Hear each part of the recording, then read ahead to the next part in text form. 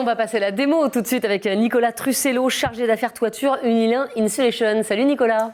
Et bonjour Estelle, bonjour tout le monde. Alors Sylvie nous a présenté dans les grandes lignes, bien sûr, la plaque U-Therm Sarking pour l'isolation par l'extérieur des toitures de Unilin Insulation. Et maintenant, Nicolas, vous allez nous montrer comment se pose justement cette plaque. Et puis bien sûr, vous pourrez répondre tout au long de votre démo à toutes les questions de nos 3 agences Point P du jour.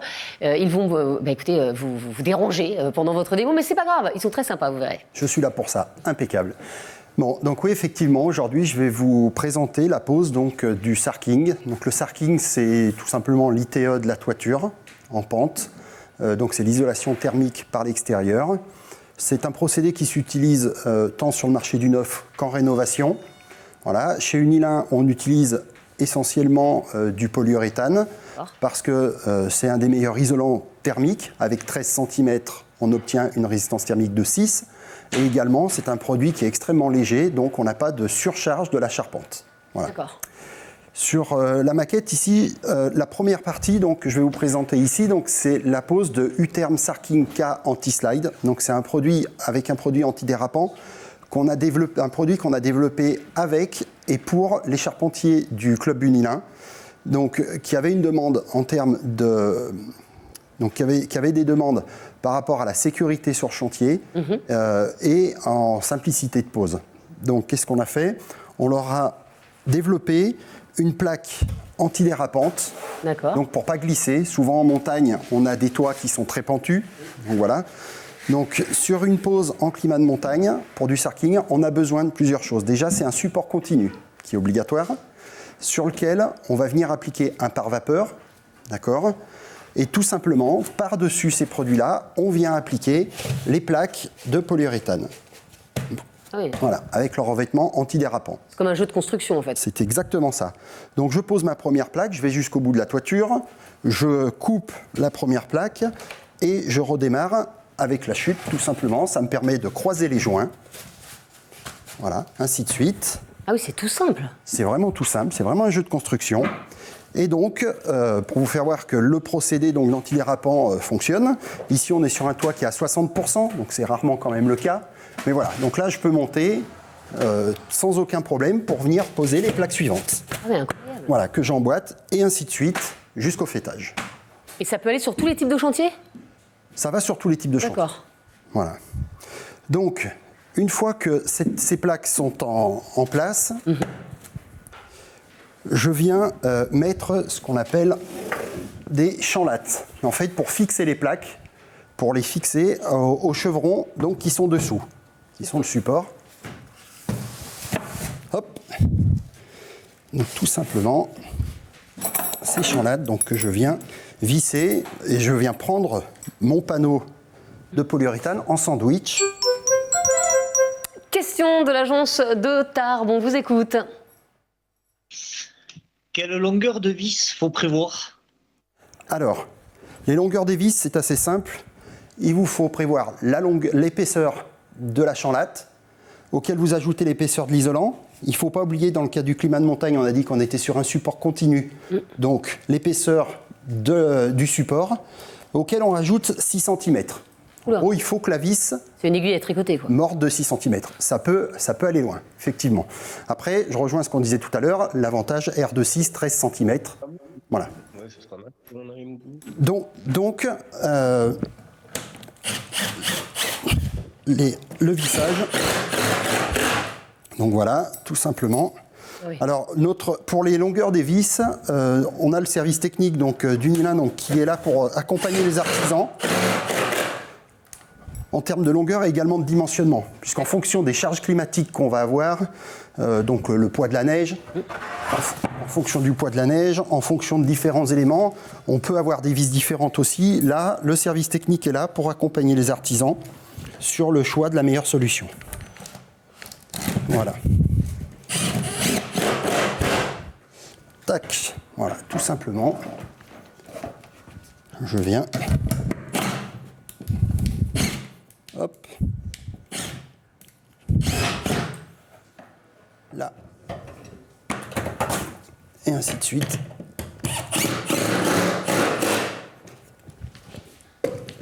Et voilà, donc sur le climat de montagne, mon sarking est posé. Ensuite, là-dessus, le charpentier en climat de montagne va appliquer soit un complément d'étanchéité, soit une étanchéité. Voilà, après, ça c'est la base. Ce qui suit, en fait, dépendra de l'altitude, du type de couverture, différents éléments. Mais ça, là, on est sur le tronc commun. D'accord. Voilà, pour le climat de montagne. Ok, on poursuit? On poursuit. Donc ensuite, ici, on est plutôt sur une simulation de toiture en plaine et en rénovation. D'accord. Donc l'idée... Toiture classique, quoi, on va dire. Toiture classique. Ok. J'ai besoin de changer ma couverture, donc je change mes tuiles. Et ben, tant qu'à faire, j'en profite pour isoler ma toiture, c'est le moment. Voilà, donc là, j'ai les chevrons qui sont filants, j'ai mon débord de toiture qui est existant. Là, à ce moment-là, sur l'existant, je vais venir rajouter donc des fourrures qui vont récupérer l'épaisseur de mon isolant, en fait, que je vais rajouter.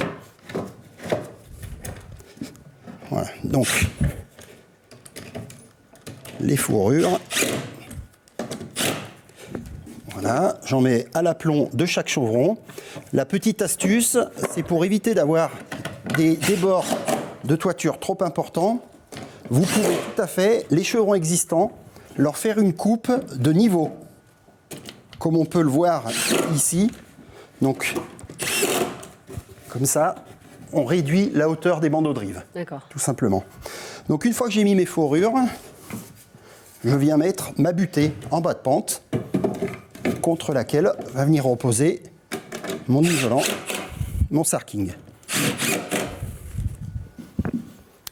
Voilà. Et même procédé que tout à l'heure. Donc, je commence. Alors là, ici, on est en climat de plaine, on n'a pas besoin d'avoir un support continu. Question de Saint-Thibault. Allez, on vous écoute. Bonjour, dites-moi, j'ai une question. Est-ce que cet écran existe avec l'écran de toiture intégré pour le sarking? Alors, ça existe effectivement avec un écran de sous-toiture, on n'est pas obligé d'en mettre, mais ça existe avec un écran de sous-toiture. On a plusieurs produits à la gamme. Donc on a Utherm Sarking L+, donc qui est une plaque de polyuréthane, la même, qui est équipée d'un écran de sous-toiture. D'accord. Voilà. C'est un tout en un, quoi. Et un tout en un. Et deuxième produit, donc c'est l'isolation, c'est le Utherm Sarking L Confort. Donc là, c'est un bimatière. Polyuréthane pour la résistance thermique, fibre de bois pour le confort d'été et pour l'acoustique. Et là, sur ce produit-là, la fibre de bois, elle est paraffinée, donc elle fait office d'écran de sous-toiture exactement. Voilà, et ça se pose exactement comme les plaques de sarking. Les autres. Il est plus costaud quand même, celui-là. Comment ? Il est plus costaud quand même, il est plus gros. Alors forcément, on a un produit qui est un petit peu moins performant, donc il en faut un petit peu plus. Voilà, forcément. Je vous laisse continuer votre démo, Nicolas. Voilà. Donc là, après, sur ce produit-là, donc c'est comme sur le climat de montagne, je vais venir appliquer des contre-lithos à l'aplomb des chevrons existants pour venir mordre, prendre en sandwich l'isolant, sur lesquels je viendrai mettre des lithos et j'accrocherai mes tuiles. Nicolas, l'an dernier, il me semble que vous nous aviez montré une solution tout en un pour isoler des toitures en pente, le panneau de toiture. Et vous aviez évoqué à ce moment-là un élargissement de la gamme. Est-ce qu'il y a des nouveaux produits, justement ? Oui, alors effectivement, on a développé deux nouveaux produits dans la gamme des panneaux de toiture. D'accord. Donc, qui sont celui-ci. Donc là, un combiné. Donc ça, c'est U-System Roof OS Comfort Natural. D'accord. Donc, avec le polyuréthane pour aller chercher de la résistance thermique et la fibre de bois pour aller chercher du confort d'été. Voilà. Et là, sur ce produit-là, on a la finition intérieure, le chevron, le pare-vapeur. Et on vient poser ça, cette fois, sur les pannes. Et ça fait le plafond, ça fait le support de couverture, on a tout en une seule fois. Voilà. C'est évidemment pratique. Question de Saint-Rémy.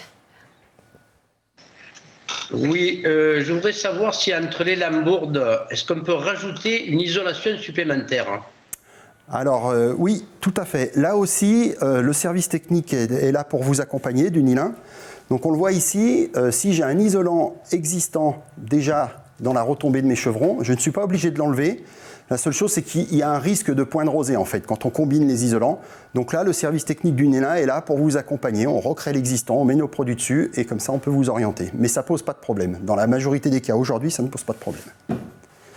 Voilà. L'autre produit donc, qu'on a développé pour finir de répondre à la question d'Estelle, donc c'est pareil, c'est un caisson chevronné, celui-ci qui est rempli à 100% de fibre de bois, donc pour tout ce qui est éco-rénovation, éco-construction. Toujours pareil, la finition intérieure, le chevron et le support de couverture. Je crois qu'on a une dernière question. Nicolas, avant que vous nous donniez voilà, les principaux avantages de cette gamme, c'est une question de Saint-Thibault, allez-y. Je me demandais à quel type de chantier est-ce que ce produit est-ce qu'il est adapté. Si mon toit est-ce qu'il est déjà isolé, est-ce que je peux conserver l'isolation? Alors, c'est ce que je viens de t'expliquer. Là, effectivement, on peut la conserver, mais il faut toujours quand même vérifier. C'est cette histoire de point de rosée. Voilà. Après, le Sarking s'est adapté au neuf, à la rénovation, aux toitures simples, aux toitures complexes. Voilà. On voit vraiment, on a adapté la gamme vraiment à tous ces types de chantiers. Avec typiquement, au climat de montagne, on a des plaques qui font 1,20 m par 1 m, qui sont plus petites, pour la prise au vent, entre autres, pour la maniabilité. En climat de plaine, on a des plaques qui vont faire 1,20 m par 2,40 m. Ou sur U-Term Sarking L Confort, là on a des plaques qui font 60 cm par 2,50 m. Ouais. Donc vraiment, on est adapté à tous les types de toitures et tous les climats. Alors Nicolas, vous avez été très complet, mais si on doit résumer, en 2 mots, les points forts de cette gamme, justement, ce serait quoi? Alors, première chose, l'isolation en continu. On n'a aucun pont thermique. Le gain d'espace. Aujourd'hui, avec le coût de l'immobilier, l'isolant, au lieu d'être à l'intérieur, sous nos rampants, on perd du volume. Là, on est à l'extérieur, on gagne de l'espace. Comme on a pu le voir, une vitesse d'exécution, des produits légers. Donc, quand on est en rénovation, on n'est pas obligé de changer la toiture, éventuellement, qui n'a pas été conçue au départ pour supporter des poids supplémentaires. Et puis, un produit qui est plutôt fin. Voilà, donc on isole en prenant pas énormément de place. Merci Nicolas. Je vous en prie. Et je vous rappelle que vous pouvez participer à notre jeu concours et gagner un 2e lot de notre partenaire Unilin Insulation. Les accessoires Unilin, visserie, bande, mousse nécessaires à la pose de plaque U-Term Sarking Anti-Slide. Pour participer, c'est tout simple. Vous vous connectez dès à présent sur la plateforme ou sur l'application mobile Génération Artisan. Avant de découvrir notre 3e démo avec Jean-Philippe qui nous attend, je vous propose comme chaque mois désormais de découvrir un produit de notre marque Point P Novipro. Et aujourd'hui, focus sur la lampe frontale Novipro. Oh.